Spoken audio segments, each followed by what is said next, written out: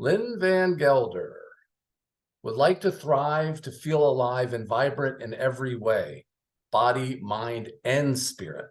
Long ago, Lynn realized that for her, this meant travel.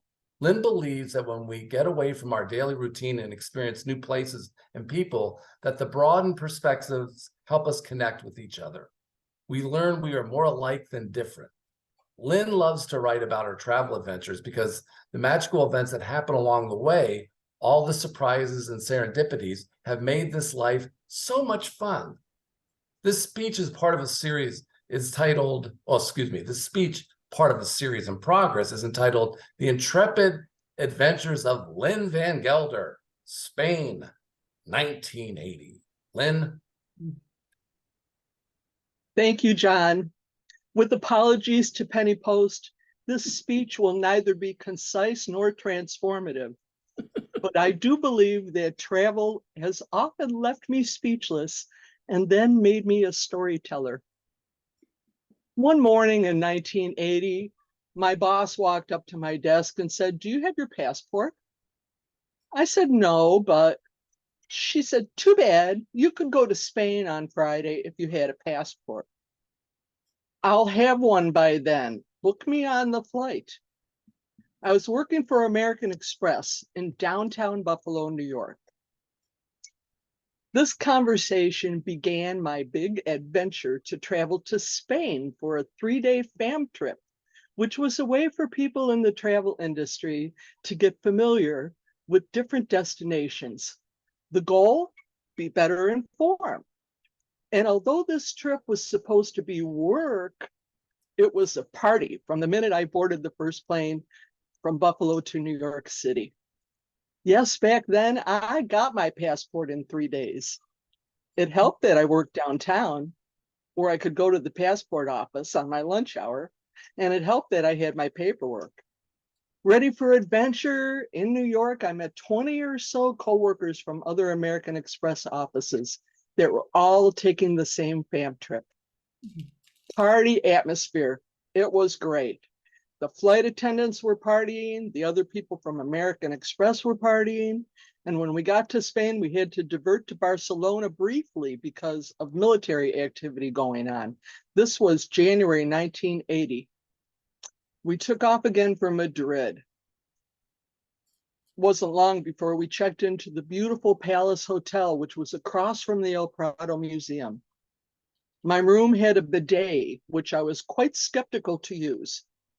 Gold-plated fixtures, beautifully appointed, lush colors, brocade fabrics, leaded glass windows. The American Express group was scheduled to meet in the lobby that morning to take a guided bus tour of Madrid. We gathered, and I thought it would be a good idea to use the restroom one more time before I got on the bus. When I came out of the restroom, though, the lobby was deserted. They left on tour. No one even missed me. I was sad for a minute, but then I was in Madrid and I was across the street from one of the world's best museums, the Del Prado. And if I could figure out how to cross the street without getting killed, I could easily amuse myself at the gallery in the beautiful park there. I studied the traffic carefully and watched the locals cross. Eventually, I crossed with a crowd of people and thanked my saints when I made it. And then I toured the Del Prado. After a while, I needed to get outside because I had seen about as many vivid crucifixion scenes as I could take, in spite of the beauty and artistry. Fresh air, a beautiful park, fountains, old folks walking hand in hand. Lovely weather compared to Buffalo in February. People were walking their dogs or sitting on benches, enjoying the afternoon or just strolling along. No one seemed hurried, and everyone smiled and said hello. This was 1980. No cell phones, no electronic distractions, just people enjoying a beautiful day. I sat on a bench by a fountain and looked at the tourist map I had picked up in the lobby, trying to get my bearings. And while I contemplated what I might do next, this guy came up to me and asked me if I speak Spanish. I shook my head no and smiled. He looked to be about my age, clean cut, casually dressed. He was very friendly. He got animated, and it was obvious he wanted me to come with him and get in his car. He pointed at my map and said, I show you, which was the extent of his English, I think. It's amazing how much people can communicate even with a language barrier. He took my hand and walked me over, then opened the car door. Ladies and gentlemen, I ask you, what would you do in this situation? What was I thinking? If he had wanted to harm me, absolutely no one would have had a clue what happened to me. I didn't have a cell phone. It was another decade before everyone had a cell phone. No one from American Express had missed me, and no one knew where I was. And now that I'm old and have lived through many adventures, I'll confess this is far from the craziest thing I've ever done. But angels surround me, and he seemed nice and friendly, so I got in the car and off we went. He told me his name, which I don't remember now. He was proud to live in Madrid, and as he drove around the city, he pointed at the places on my map and shouted the names of the historic places we were seeing. He increased his volume depending on how puzzled I look, I'm sure. And it's funny how when someone doesn't understand, the person explaining may just get louder.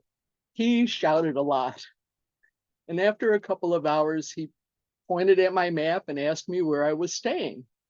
We had gotten fairly adept at understanding each other at this point. So I pointed at my map and he drove me right back to the valet entrance to the hotel. I got out safely, smiled as he drove away into my history. And later I learned I had had a better tour of the city than my coworkers who took the bus. I reunited with my coworkers. We partied all night. We went to an all-night disco. We drank copious amounts of alcohol, followed by strong Spanish coffee when the sun came up. During the day, we rested and shopped for trinkets, and we repeated the all-nighters until it was time to fly back to New York. Well, there was a problem with the plane. After a 4-hour delay in Madrid, they had to either put us up at a hotel or decide we were safe enough to fly home, so off we went. We did land safely, but we'd all missed connecting flights.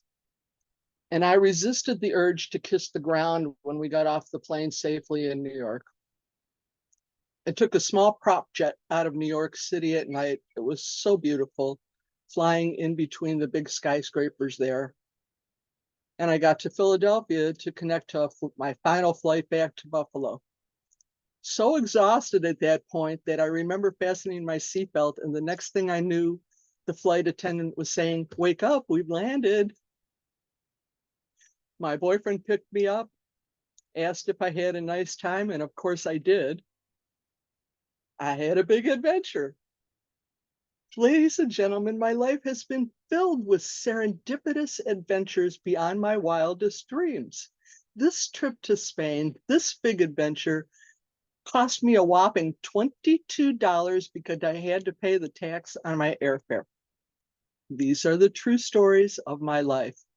Back to you, Mr. MC.